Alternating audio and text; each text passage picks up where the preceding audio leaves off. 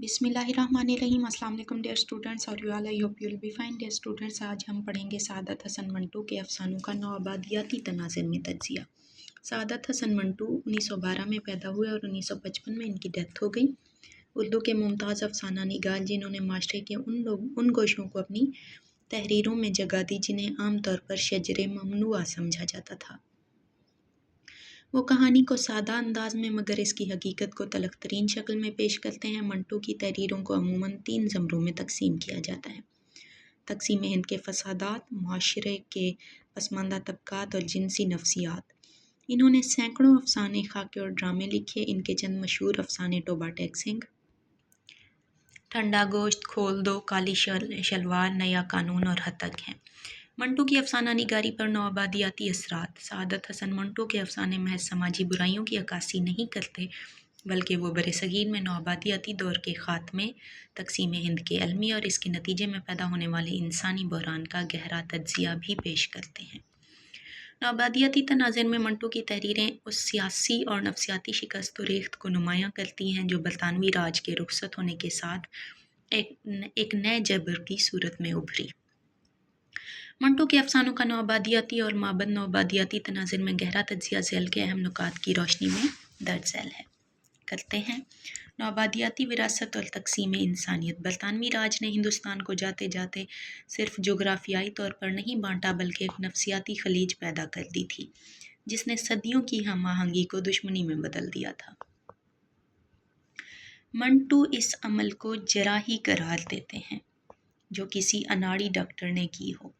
उनका अफसाना है टोबा टेक सिंह। इस अफसाने में पागल खाना दरअसल उस वक्त के बरसगीर की अलामत है जब नौआबादियाती आकाओं ने मुंतकिली आबादी का फार्मूला तय किया था, तो उन्होंने ये नहीं सोचा था कि इंसान के जज्बात को नक्शों में कैसे बांटा जाएगा।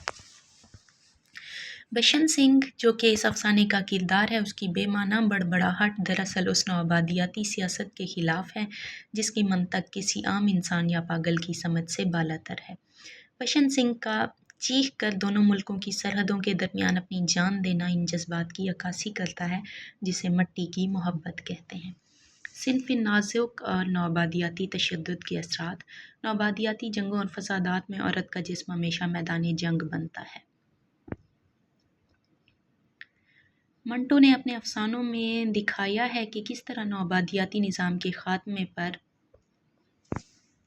अफसाना खोल दो उस वक्त की माबद नौआबादियाती असरात की अफरा तफरी का उरूज है जब सिराजुद्दीन अपनी बेटी सकीना को तलाश करने के लिए रज़ाकारों की मदद लेता है, तो ये रज़ाकार जो कि मुहाफ़िज़ होने चाहिए थे वही काम करते हैं जो हमलावर करते हैं।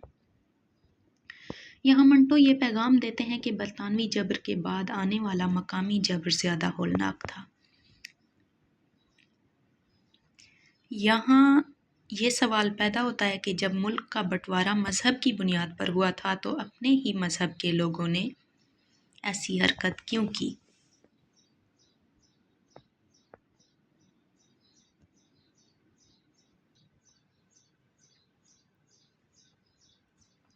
शनाख्त का बहरान तीसरा पॉइंट है और उसी टोबा टेक सिंह के वाले अफसाने के हवाले से है। नौआबादियाती निज़ाम की सबसे बड़ी ज़रब फ़र्द की शनाख्त पर पड़ती है। जब एक फ़र्द से उसका घर, गली और मट्टी छीन ली जाए तो वो अपनी शनाख्त खो देता है। मंटो के अफसाने टोबा टेक सिंह के किरदार बशंत सिंह नौआबादियाती सरहदों को तस्लीम करने से इनकार कर देते हैं। उनके लिए शनाख्त मट्टी से है, पासपोर्ट या सरकारी कागजात से नहीं। मंटो ये सवाल उठाते हैं कि क्या वो आज़ादी वाकई आज़ादी है जो इंसान को उसकी जड़ों से महरूम कर दे। नौआबादियाती विरासत का तसलसल। अफसाना यजीद में मंटो ने दिखाया है कि नौआबादियाती दौर ख़त्म होने के बाद भी दोनों मुल्कों के दरमियान नफ़रत का जो नौआबादकार बीज बोकर जा चुका था वो ख़त्म नहीं हुआ और एक मुल्क ने दूसरे का यजीद की तरह पानी बंद करने का फ़ैसला कर दिया था। सिंध तास माहदे से पहले का जो फ़ैसला हुआ था, इंडिया वालों ने दरियाओं का रुख मोड़ने या उनका पानी बंद करने का जो ड्रामा किया था। नौआबादियाती ताकतें अक्सर ऐसे तनाज़ात छोड़ जाती हैं जो बाद में आने वाली नस्लों के लिए नासूर बन जाते हैं। अफ़साना यज़ीद में करीम दाद का किरदार उसी नफ़रत को पालने के बजाय उसे एक नई सिमत देने की कोशिश करता है। जब वो अपने दोस्त मीरां बख्श से कहता है, वो पानी बंद करके तुम्हारी ज़मीनों को बंजर बनाना चाहते हैं और तुम उन्हें गालियाँ देकर ये समझते हो कि हिसाब बेबाक हो गया। लेकिन जब वो घर जाता है और उसे पता चलता है कि उसके यहाँ बेटा हुआ है तो बेटे की खुशखबरी सुनता है तो वो अपने बेटे का नाम यज़ीद रखता है। जब उसकी बीवी जीना इस अजीब नाम रखने पर सवाल करती है तो वो कहता है, उस यज़ीद ने पानी बंद किया था, ये खोलेगा। ऐसा लगता है कि वो निज़ाम के सामने उसकी सख्ती की वजह से बेबस है और मुस्तकबिल में बदला लेने के लिए अपनी तरफ से एक यज़ीद पैदा करना चाहता है जो दुश्मन का पानी बंद करके अपना खोल दे। ये एक तंज़िया इख्तिताम है। ये अफ़साना नौआबादियाती कानून तक़सीम करो और हुकूमत करो, डिवाइड एंड रूल की पॉलिसी के देरपा असरात की अक्कासी करता है। अफ़साना नया कानून और नौआबादियाती फ़रेब।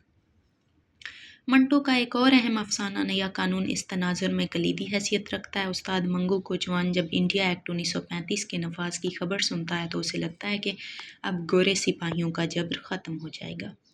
उस्ताद मंगू एक गोरे सिपाही को पीटता है और कहता है कि अब नया कानून है, तो पुलिस उसे गिरफ्तार कर लेती है और जवाब मिलता है कि कानून वही पुराना है।